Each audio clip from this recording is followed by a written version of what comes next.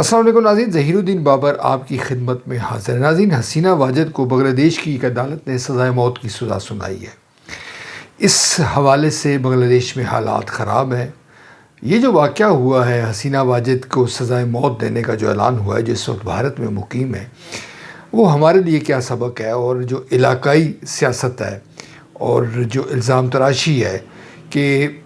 بھارت نواز جو لابی ہے وہ بنگلہ دیش میں کامیاب ہوئی ہے، اس حوالے سے کس حد تک سچائی ہے، اس پر گفتگو کی جائے گی۔ اگر آپ نے چینل سبسکرائب نہیں کیا تو آپ یہ چینل سبسکرائب کر سکتے ہیں، بیل آئیکن کو پریس کریں، دوست احباب کے ساتھ شیئر کریں۔ ناظرین، جو تیسری دنیا ہے، جی ہاں، تھرڈ ورلڈ کنٹریز جس کو کہتے ہیں، وہاں پر جمہوریت تو موجود ہے، یعنی جس میں پاکستان بھی شامل ہے،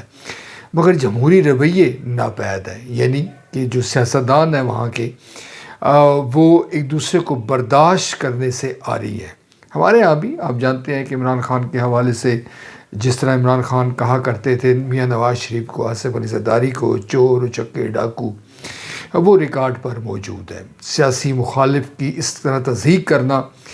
اور اس طرح ان کی جو کردار کشی کرنا مناسب نہیں ہو سکتا ہے کہ آصف علی زرداری، میاں نواز شریف صاحب، شہباز شریف خاندان اور دیگر جو لوگ ہیں وہ کسی نہ کسی حد تک ان کے دامن پر کرپشن بدعنوانی کے داغ ہوں، مگر جو عدالتی نظام ہے اس کو کام کرنا چاہیے۔ یہ جو طرز فکر ہے یہ مناسب نہیں تھا، اور آج ضمناً ذکر آ گیا، مگر آپ کو میں بتاتا چلوں کہ عمران خان آج اگر جیل میں آئسولیٹ ہے تو اس کی بھی وجہ یہی ہے۔ اور اگر آج مخصوص حوالوں سے یہ میں بات کر رہا ہوں کہ اگر آج جمہوریت کمزور ہے تو اس میں عمران خان صاحب کا بھی حصہ ہے کہ انہوں نے جو سیاستدانوں کو مضبوط نہیں کیا۔ دوبارہ ذکر کرتے ہیں بنگلہ دیش کے حالات کا۔ بنگلہ دیش میں جو حسینہ واجد سابق وزیر اعظم تھی اور شیخ مجیب الرحمان جو بانی تھے بنگلہ دیش کے، اور جنہوں نے بقول ان کی آزادی کی جنگ لڑی، وہ ان کی صاحبزادی ہیں، ان کی بڑی گرپ تھی اور وہ بڑا ان کا کراؤڈ پولر تھی، مگر آج حالات یہ ہیں کہ وہ جلاوطنی، خود ساختہ جلاوطنی پر مجبور ہے، بھارت میں موجود ہے، اور ان کی غیر حاضری میں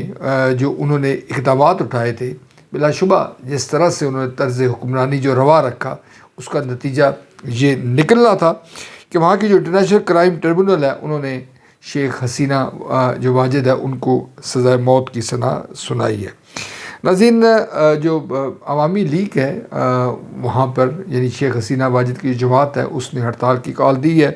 حالات وہاں پر خراب ہیں۔ 19 سے 21 نومبر تک یہ کہا گیا ہے عوامی لیگ کی جانب سے کہ ہڑتال رہے گی اور پہیہ جام ہڑتال ہوگی۔ یہ ہوتا ہے نہیں ہوتا، یہ ایک الگ معاملہ ہے۔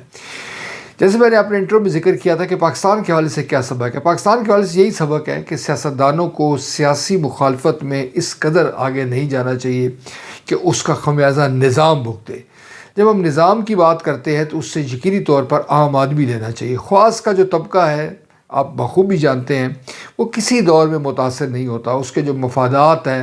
وہ محفوظ رہتے ہیں۔ بلکہ ایک ذرا سخت جملہ تو یہ ہے کہ خواص کے اکثر، یعنی کہ جو اقتدار میں شامل ہوتے ہیں یا اقتدار سے مستفید ہو رہے ہوتے ہیں، وہ آپس میں ان کا گٹھ جوڑ ہوتا ہے، لوگوں کو بیوقوف بنایا جاتا ہے، اور جب ایک اقتدار کے مزے لوٹ کے جاتا ہے تو دوسرا پھر آ جاتا ہے، اور یہ ایک جو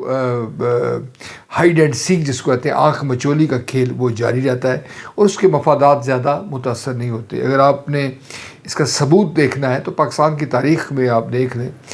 کہ بہت سارے حالات و واقعات ہوئے، مسلم لیگ نون، پیپلز پارٹی پر اونچ نیچ آیا، مگر جو ان کے مفادات مقدم رہے۔ اسی طرح